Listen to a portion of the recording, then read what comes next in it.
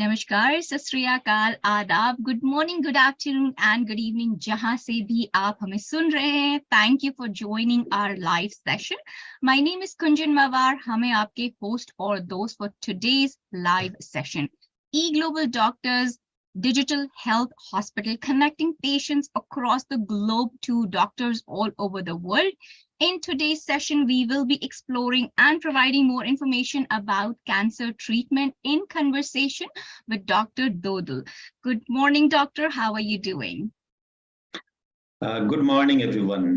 And I'm great. Hope you all are doing fantastic. Thank you, doctor. And would you like to provide a little introduction about yourself to our viewers and listeners? Yeah, thanks for that. So I am Dr. Dodul Mondal. I'm a practicing cancer specialist from Delhi, India. I work at Max Super Specialty Hospital, New Delhi, which is situated in Delhi, India. And I really thank you for inviting me in this fantastic session. Thank you. Pleasure is always ours. I know that I learned a lot when you are with us, and I'm sure our listeners and viewers will agree. So with that, this is our second part, Doctor. Welcome. So this is our second part. Before I go into the questions for cancer treatment today, if you can recap the first part that we did for cancer care, it would be really helpful. Yeah, that's very nice of you. In the part one, we kind of discussed the overall cancer landscape in the entire world, and also I tried to give some views about India. And then we tried to discuss a little bit about the different aspects of diagnostics, cancer screening, different early symptoms of cancers, and overall treatment approaches for different kind of cancers. So kind of a generalized overview and perspective into oncology and cancer diagnosis, cancer treatment, cancer screening. Perfect.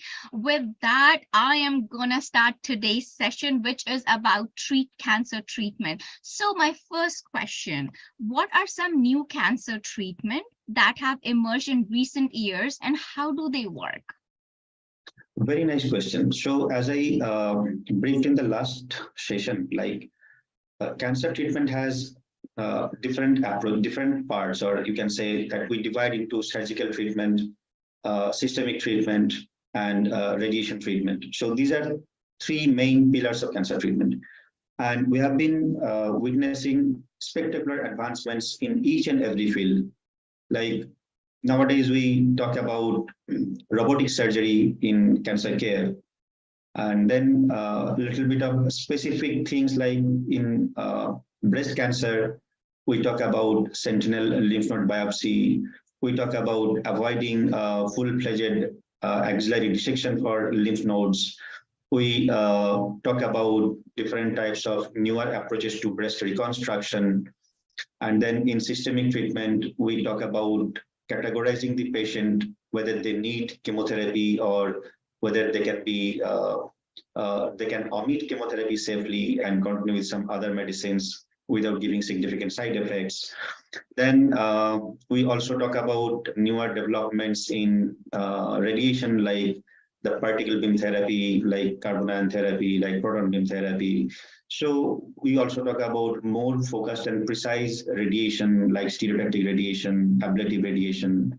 So these are definitely some kind of new things, which I'd say is not exactly very new, but yes, is gradually being adopted in day-to-day clinical practice in a significantly large number of countries gradually.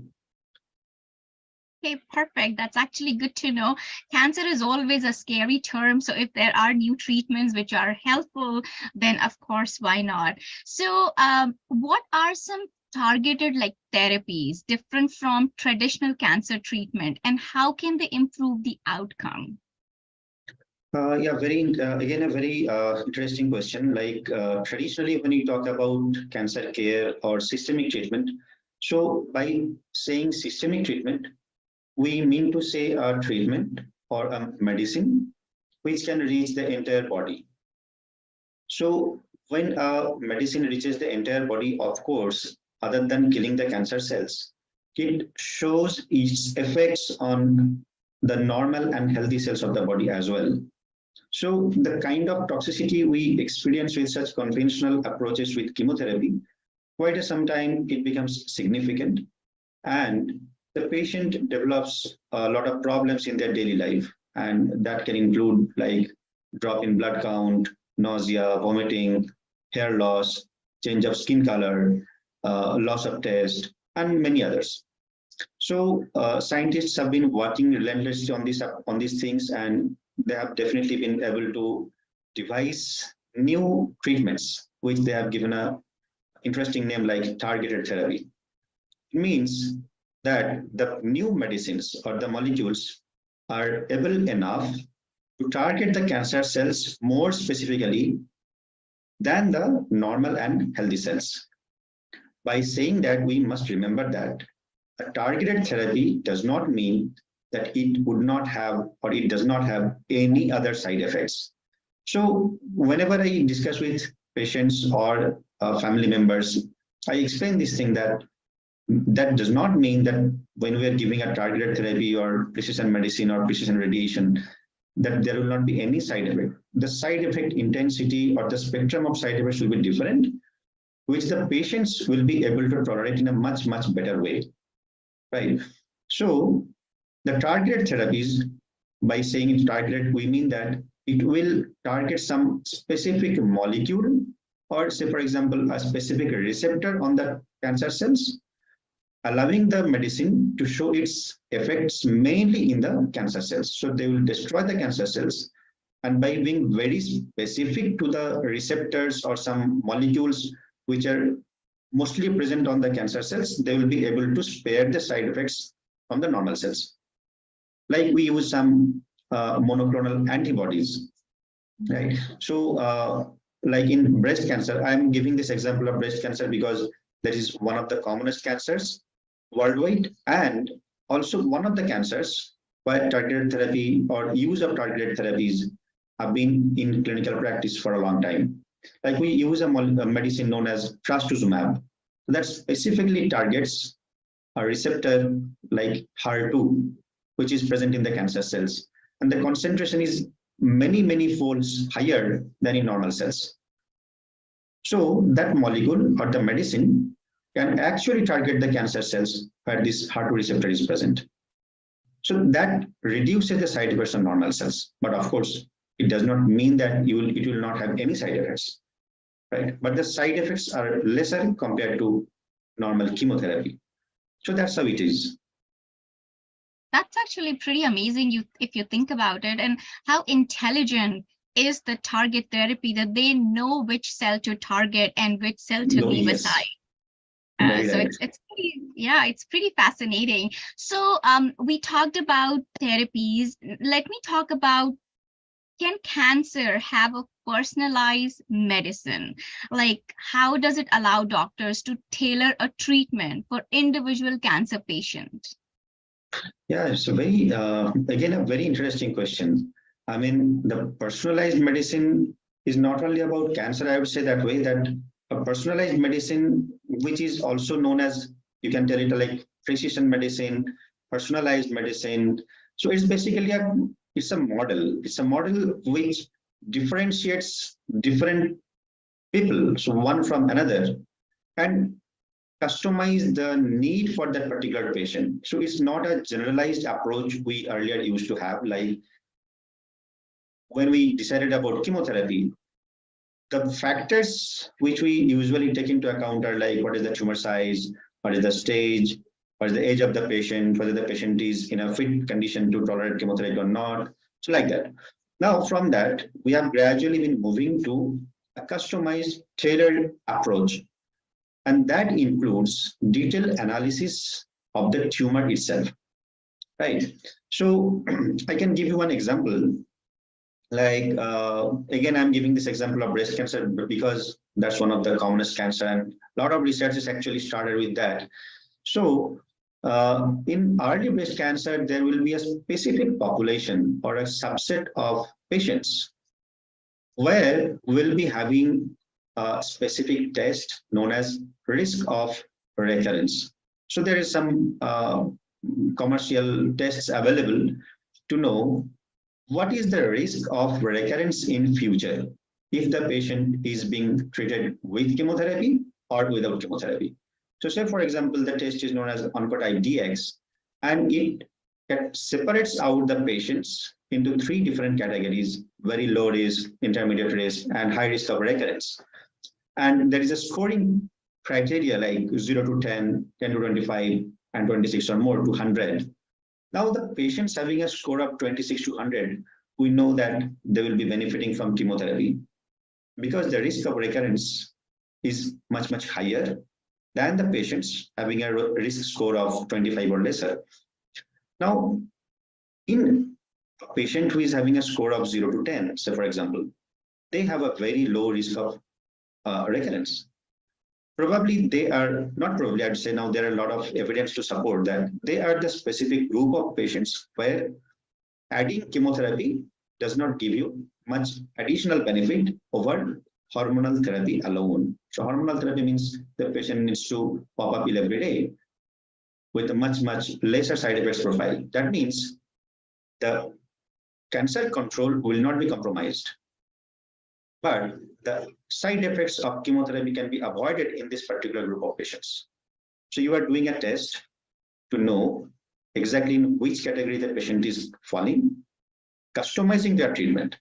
That, okay, this particular group of patients, they do not need chemotherapy, or the quantum of benefit by adding chemotherapy is very, very negligible. So you can safely omit that. So that is how precision medicine works actually. And it's like there will be some way or other ways to know in almost like every cancer. Now we are also talking about sequencing of genes of cancers. That is another way of customizing or tailored approach to cancer treatment. So you sequence the entire genome of the cancer and then come to know what exact mutations the cancer cells are harboring, and whether we do have any specific treatment against those specific mutations, and whether that specific treatment can give meaningful benefit or not. So that means we are now segregating patients not based on the size of tumor or age or their performance status. Rather, we are going more into detailed analysis of the tumor cells, finding out which treatment can be best suitable in that particular group with better outcome and reduced side effects. So that's the basic concept of personalized medicine, you can say. But saying that, I would not say that that is the end of the story. There are different other approaches, or there are different other things inside personalized medicine. One very interesting thing I would like to share here is theranostics. It's just a very interesting example I wanted to share. So theranostics is another way of personalizing cancer care. It includes two words, therapeutics and diagnostics. So you combine them and you get theranostics. So it's a way where one particular medicine is utilized to diagnose a specific problem, and the same molecule or medicine is used to treat the same cancer. The best example is thyroid cancer, where we use radioiodine to diagnose the presence of cancer cells in part of the bodies, and then the same radioiodine used in a higher dose to kill the remaining cancer cells. So now things are gradually moving in that way. So we can talk about like medicine, we can talk about like theranostics. So all these are part of precision medicine or personalized medicine, you can say. That's actually very interesting to know, and good to know that it's like a one-on-one treatment based on what you just described, and not putting everybody in one box because one size fits all. So yes.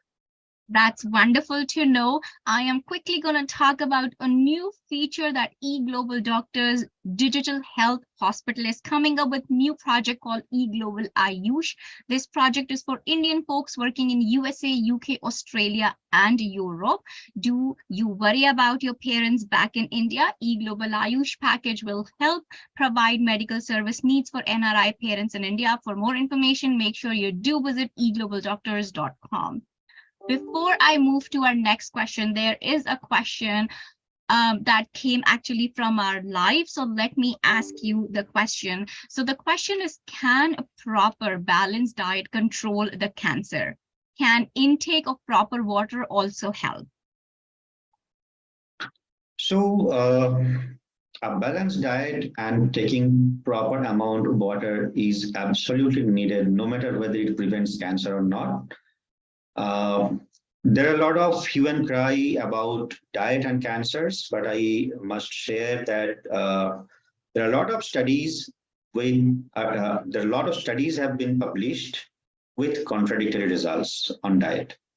So I remember sharing this thing in the first session also, that it's not actually the diet per se, but most of the time it's the chemical substances used to prepare that diet or food or to preserve them, which is the main culprit, right? Like I was talking about some dry meat preparations in some other program, which uses a lot of chemicals. Like we are aware about a lot of noodles where some specific ingredients are being used for making them more tasty. So those chemicals are actually the main culprit rather than the diet itself. Now, there are a lot of concerns about eating non-vegetarian food causing cancers. There are a lot of discussions like probably a vegetarian food is the solution to prevent cancer. I would say that these things are definitely good for making a healthy lifestyle, but cannot say that reducing non-vegetarian food in your diet is the absolute or the only key to prevent cancers. So the results are contradictory. The information, most of the time, you cannot be able to make a study where you will have millions of people where everything is same and only the diet is different. Then there will be a lot of other factors coming in, and you will not be able to figure out whether it's actually the diet or other factors like pollution, like insecticides, pesticides being used so rampantly, preservatives being used so rampantly. So we never know. So thank you for that insight. So hopefully whoever asked the question, you got a little bit more knowledge. Like doctor said, make sure to read what has been added to preserve the food so that it increases the shelf life or it enhances the taste. So pay attention to everything before buying stuff like that. If you need further clarity, we do take questions live. So please, you are welcome to put your questions in the comment boxes, and people at the back end will let us know the questions. So let's talk about what are some immunotherapy for cancer and how do they harness the immune system to fight cancer cells? Wow. So again, a fantastic question. So immunotherapy or immuno-oncology, it has been in, I would say, like limelight since last almost 1 decade. It's not something very new, I would say. Like the concept of immunotherapy has been there since like 1970s. So it's a concept which is almost more than 5 decades old. But the clinical application of that knowledge is gradually becoming more and more common over the last 1 decade. So there is some, so people believe that immunotherapy actually boosts the immune system. So I would say it's not actually the boosting of immunotherapy, the immune system. What these drugs cause is stimulating our own immune system. So it's not boosting. I would say it's not boosting, it's actually stimulating the immune system so that our own existing immune mechanism can fight against the cancer cells. Now, technically and scientifically speaking, this depends on some receptors and molecules. Like when a foreign body enters our foreign body, like some virus or some bacteria enters our body, our immune system identifies them and kills those things. There are some receptors, we call them programmed cell death receptor or programmed cell death antigen. So these two things are present in two different places. One is the host, like the human being. the other in the foreign object, or you can say the cancer cells. Of course, the cancer cells, they grow inside our own body, but the body considers them as foreign object, right? Now, the programmed cell death receptor is, or the programmed cell death antigen, PD-1, they are present in our host T cell. The T cell is our main cells in the body which fight against cancer cells or foreign objects. And the ligand is present in the foreign, either the foreign object or the cancer cells. Now, when they attach to each other, there is a mechanism by attaching one to the other one that causes down regulation of the immune system, so that the body's immune system do not destroy the surrounding normal cells. So for example, virus entered our body and the immune system is fighting against the virus. So at the same time, the immune system can also destroy the surrounding normal cells. So this is a body's protective mechanism to downregulate the immune system. Now the immuno-oncology or the immunotherapy medicines are actually exploiting this pathway. So cancer cells are very smart. They know how the body works. So they are actually utilizing this pathway so that our body's immune system goes down and they are kind of saved from the immune attack on them. So they are doing this thing. Now you need something to block that.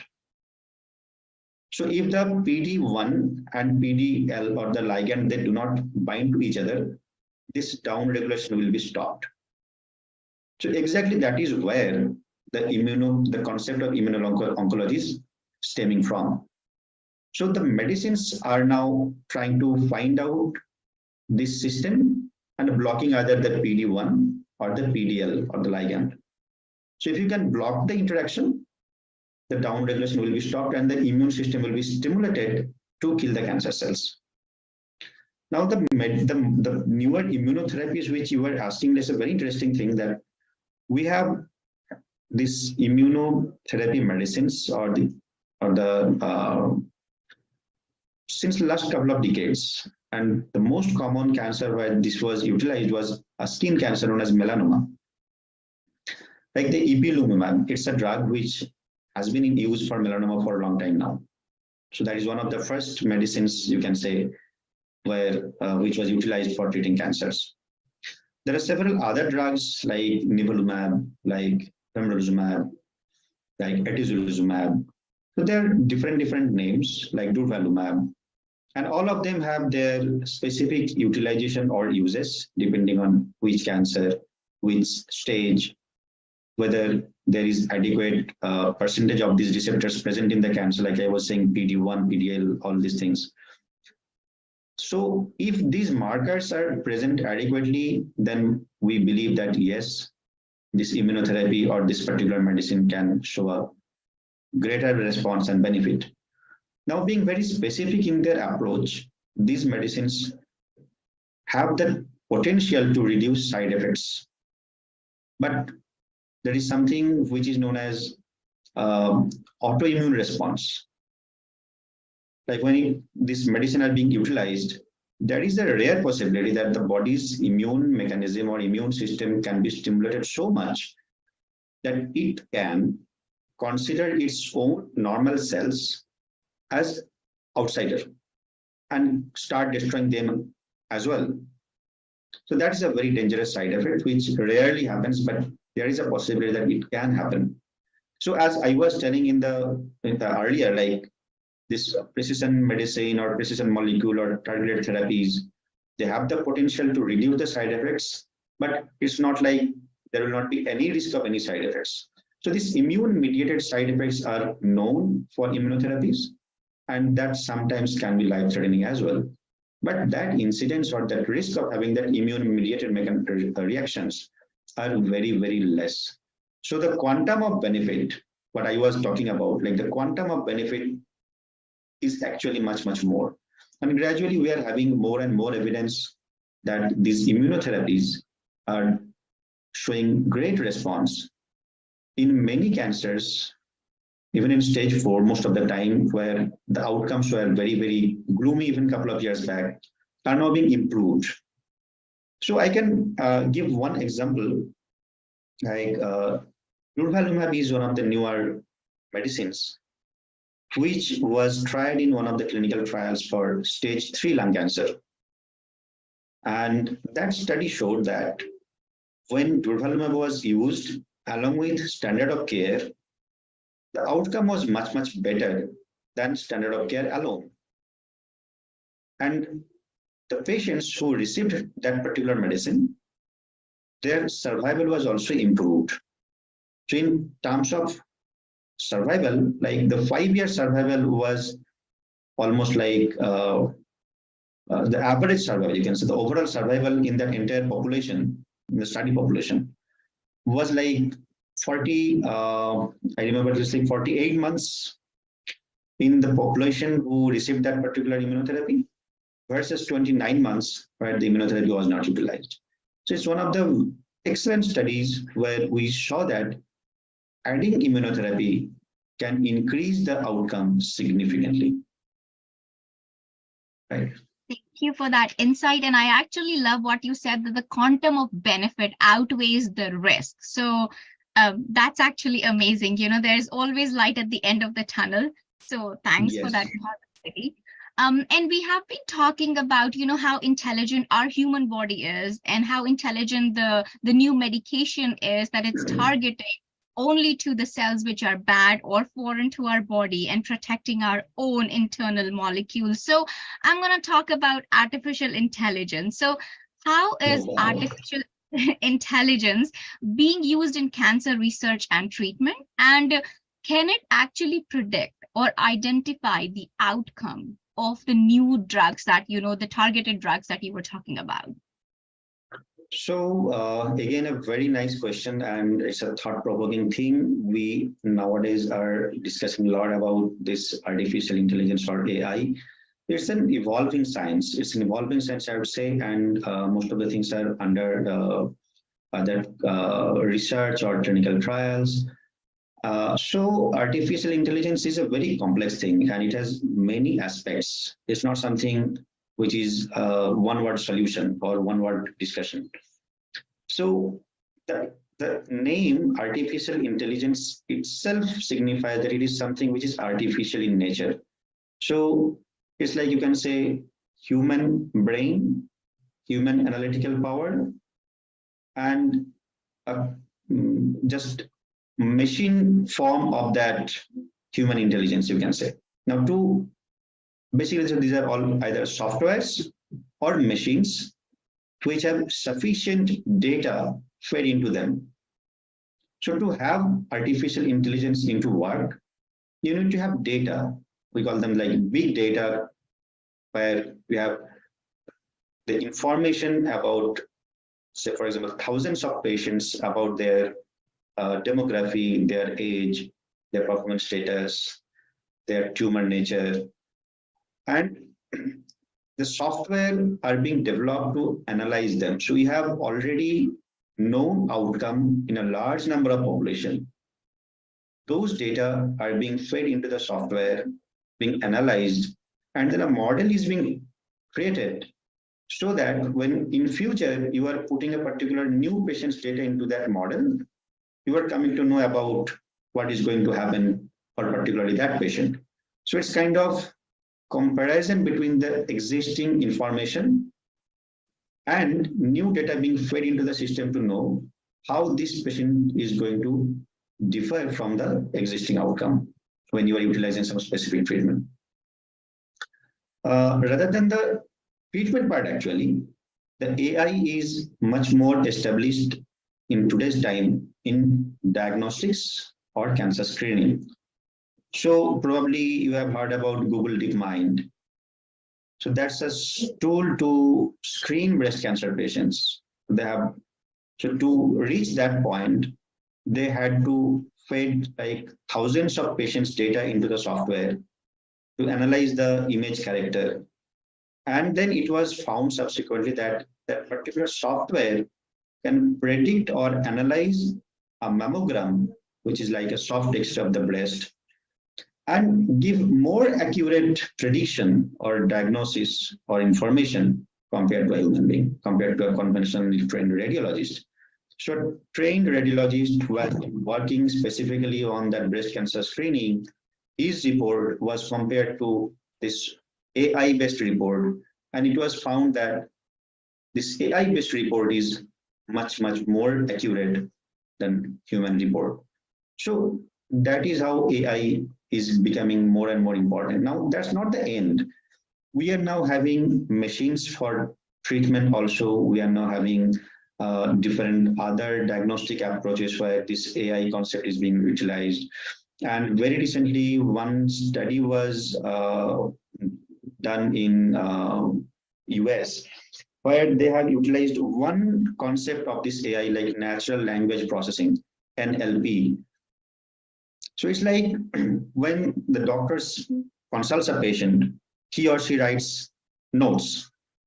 Now that handwritten notes or the system fed notes were fed into the software. They were analyzed, and they were analyzed to pick up some clues, which if present in that note can signify that this particular patient is going to have a higher risk of recurrence in future. So thousands of patients' information were fed into the system. Specific clues or words were picked up from the notes, and they were found to have association or prediction that this patient is going to have a higher risk of recurrence. Now, this software they created was then again utilized, and it was found that they're actually being able to predict the outcome. So that's very quite interesting thing.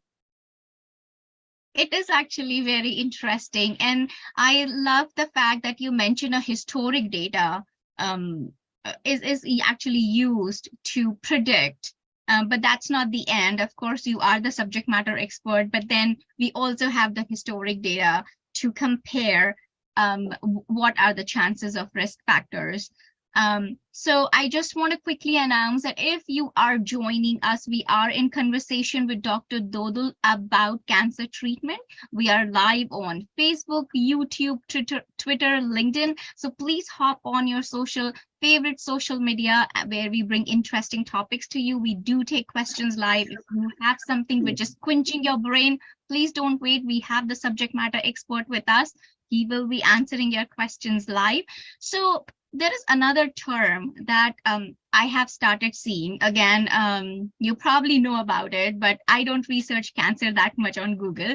But recently, I have started seeing what is CAR T cell therapy and how it can be used to treat certain types of cancer. Yeah, it's a very new thing, and it's an upcoming thing. So CAR, basically it's a CAR, which means chimeric antigen receptors. So you can say this CAR T cells. So I was telling you that T cell is one component of our immune system, which takes a major role in killing cancer cells. Now, what scientists are now doing, they're engineering these T cells to give them an ability which will enable them identifying the cancer cells specifically. So to do that, they take the blood from either the patient himself or herself, or they can take the blood from a normal population. So when they take this blood from the patient, particularly then or the patient's own blood, it's known as autologous. And when they do it from the common pool or the patients, then it's like heterologous, you can say. So what they are doing after taking this blood, they are separating out the T cells and engineering them. So in basic mechanism, this autologous or this allogenic or heterologous, you can say, they're mostly same, only the source of blood is different. So after separating out the T cells, they're modifying it. Now, most of the time, so as of now, a lot of trials are going on. These engineered T cells have the specific capability of identifying cancer cells. And then once they find the cancer cells, they attach themselves with this, and gradually a cascade of reactions start inside the cancer cells, leading to death of the cancer cells. A lot of studies are going on, and as of now, most of the utilization of CAR T cells are related to blood cancers. So hopefully it will definitely come in a bigger way in many other cancers as well. It's quite interesting thing. It is quite interesting. Like I said, this was something that, recently started surfacing. So you talked about patients and their families. So I'm going to ask you a question, that what is the role of patient advocacy in advancing the cancer treatment, and how patient and their families get involved in the research process? Wow, very good question. So patient advocacy stems out from the word patient advocate. So now we need to know who is a patient advocate. So it's just like advocate for many other purposes. There will be people or person who will understand a particular patient's perspective and put it forward. Now put it forward where? Like in a court of law, we know that the advocate puts it forward in front of the judges or other persons. So here, the patient advocate will take it forward to healthcare facilities, different organizations involved in cancer research. So it's a nice way where the particular advocate will try to motivate or try to collaborate with the patient, and then try to kind of explain them about what is cancer screening, what is cancer diagnosis, what are the different ways of treatment, what are the kind of new researches going on, what are the kind of studies going on, whether that particular study is good to participate or not, what kind of interventions being utilized in that particular study, whether it can include serious things which can be harmful to the patient. And then with different other research organizations, collaborating with them, doing fundraising for treatment or research. So all these are basically kind of responsibility being played by the patient advocates. And these activities, we call them like patient advocacy program. So I would say this concept of patient advocacy is not very common in many countries. You can say like selective countries where this patient advocacy things are practically in use. And US is definitely one of them where this is very, very strong. So patients have their own support groups, their advocates, they interact with them, they understand, and then they can decide, other than, of course, fundraising, which is an important thing for treatment as well as conducting clinical research. So, of course, they are now being gradually integrated in many for clinical trials, like the National Cancer Institute in US. They have a national cancer coordination team kind of thing, a network, where including a patient advocate is now gradually being mandatory kind of thing. So it is definitely a nice and good way to make the cancer patients and their families aware about their problem, making them aware about different available treatments, the side effects, and to guide them about their participation or withdrawal from some clinical trials. So of course, they are having a big role to play in that. So I do have a follow-up question. So it's good to have someone who is advocating and telling us, keeping us on track. But are the advocates also medical people, or they are specialists trained in certain areas? So And there is no excluding factor, or there is nothing like a medical practitioner or doctor cannot be part of the patient advocacy program. But most of the time they are like from a different field, from a different specialty. So they would not have this kind of bias. So most of the time they will be from a different specialties. So the medical bias will not be there, and they will be having kind of a perspective like a common man or common human being. Okay, that is where I was going. So thank you for clarifying that. So it's a third party, nothing related to the medicine or to the patient, and they are here to provide an honest opinion. Um, Thank you for that. I do have a question that I see on our live. So the question is, what can I do to manage the potential side effect of cancer treatments? That's a burning question, which almost every cancer patients or survivors have in their mind. To begin with this question, I would say that side effects of cancer treatment, they are definitely decided by kind of medicines or kind of treatments being offered. But at the same time, it also depends on who is the treating physician.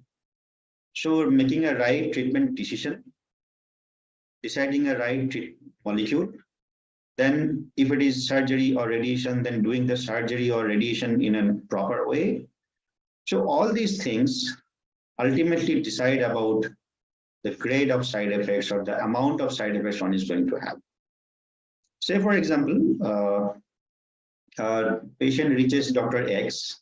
Dr. X decides about a chemotherapy for a breast cancer patient. Again, I'm giving this example for an early breast cancer patient in a, so for example, a 60-year-old lady who has a very small tumor, so for 1 centimeter tumor.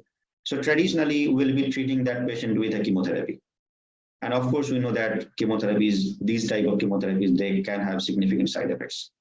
Now, the same patient went to have a second opinion to Dr. Y, and Dr. Y advised him an oncotype DX risk scoring criteria and found that the risk score is 8. And Dr. Y suggested that you do not need any chemotherapy, and just having a hormonal pill like tamoxifen or some anastrozole or letrozole is sufficient for you. So pop a pill every night or every day.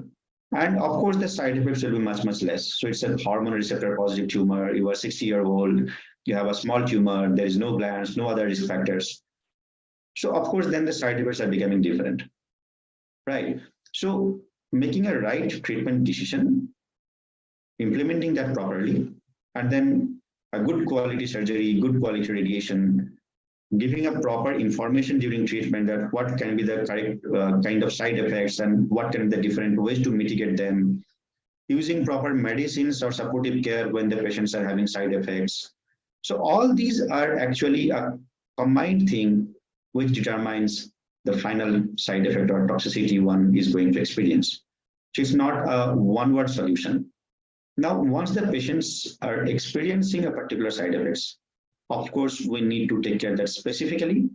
And depending on what side effect, what is the grade of the side effects, we decide about some medications or occasionally withholding the treatment for some time to reduce that, or giving some medicines. Say, for example, a very common problem in anti-cancer therapy is a low blood count, where the blood counts fall down. So say, for example, the white blood cells are going down and it's a grade 3 or grade 4 side effect.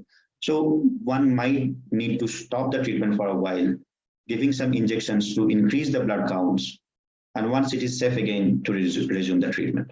So these are different approaches depending on particular cancer, one particular patient, their ongoing treatment, or the less side effects one needs to decide. So I would suggest that please reach out to your treating physician, discuss what kind of side effects you are experiencing now, whether it is during the ongoing treatment or it's a side effect which you have developed months or years after treatment, where some kind of other type of supportive cares may be more helpful. Okay, thank you for that clarity. So hopefully welcome. whoever asked the question actually got the answer. And like doctor mentioned, there are a lot of tests that they run. So if your immunity or if your score is lower of not getting cancer again and again, then chemo is not the option. They'll give you something which is related to hormonal. So please make sure you do visit the subject matter expert. We were talking about vaccines and treatment. So let me talk about what are some promising new cancer vaccines which are currently under development and how do they work? So again, a very interesting question. I remember in the last session also, I have briefly mentioned about this vaccine. So vaccine traditionally means something which prevents us from developing a disease in future. Like there are a lot of vaccines against some infections. So, like once that vaccine is taken, the future risk of developing that infection is very, very less. Like tetanus, like diphtheria. So most of these infections are nowadays having a lot of vaccines available. Uh, like measles, So all these are, there are some vaccines which once given gives a long-term immunity and the person may be safeguarded from having that infection. So uh, this concept was not quite common for cancer, but then the researchers found out that there are some cancers where the agent causing the cancer was some kind of infection. The commonest example was cervical cancer in women, which was a leading cancer in women once upon a time before the breast cancer took the first place. It was found that human papillomavirus, it's a virus which is mostly sexually transmitted or it's transmitted because of poor hygiene of the genital area. It was found that this human papillomavirus is responsible for almost 95% cases of cervical cancer. So, of course, it was thought provoking that if the 95% risk because of the infection can be eliminated by something, you are going to eliminate the overall cancer burden from cervical cancer by almost 95%. And the question was how? So the scientists now have an enormous knowledge about infection and vaccine. So they also utilize the same concept and knowledge to develop a vaccine for this particular cancer. And thankfully, a vaccine was developed. Now there are at least 2 multivalent vaccines against cervical cancer, which given at a proper time, at proper dose, can reduce the risk of having cervical cancer by almost 95%. And there are countries in the world where they have reported 0 cervical cancer cases after years of successful implementation of this vaccination program. So most of the time, this vaccine is given in preschool girls before being exposed to sexual interaction, and typically between 9 to 25 years of age. Now, there are differences in the doses being administered, what kind of vaccines are being chosen, depending on the availability of the vaccine in the particular country. So the physician or the preventive oncologist will guide them about the age, at what age they are coming, how many doses needs to be given, and at what interval. And it has been found that this cancer vaccine can be effective even up to 45 years of age. But of course, once someone is being sexually active, the quantum of benefit, again, the quantum of benefit in terms of risk of the reduction of risk will be lesser once the person is into that age group of 25 to 45. Of course, it's not 0, but then the benefit will be much, much more in young girls who are not having any kind of sexual interaction. Right. Now, another cancer vaccine we can discuss about, like hepatitis B. So we all know that hepatitis B is again a sexually transmitted viral infection. It's mostly associated with developing liver cirrhosis, one of the commonest cause of liver cirrhosis worldwide. Now, it's also one of the causes for liver cancer, primary hepatocellular carcinoma. So vaccination against hepatitis B virus can also prevent developing this liver cancer, where hepatitis B is very, very common. Now, for listeners or viewers from India, we know that in India, particularly, I can talk about hepatitis B virus infection is not the commonest cause for developing cirrhosis. So there are other factors also which needs to be taken care of. But in countries where this is very common, the hepatitis B infection, cirrhosis leading to cancer, it's definitely recommended that you get vaccinated against hepatitis B as well. So preventing cervical cancer is an option with vaccination. Preventing liver cancer because of hepatitis B virus infection, they are of course in. Now there is a vaccine known as therapeutic, means a vaccine developed to treat the cancer. So I can give two examples. One is urinary bladder cancer, where we use a vaccine in very early stage cancers. And it's the same vaccine which usually we give to prevent tuberculosis. Now, the preparation or the formulation of this vaccine to treat bladder cancer is different from the one being given to prevent tuberculosis. So one should not have this idea in mind that I can just go to the chest physician or the tuberculosis expert to get me vaccinated and prevent this. So that should not be done. So urinary bladder cancer, once diagnosed, it should be managed by an oncologist or an urologist, and they will guide you about the role of this particular vaccine. One more cancer where this therapeutic vaccine is becoming an option is prostate cancer. Sipuleucel-T is again one of the newer therapeutic approaches. So it's a vaccine basically to treat prostate cancer. So we now knew that two cancers can be prevented, two cancers can be treated with cancer vaccine.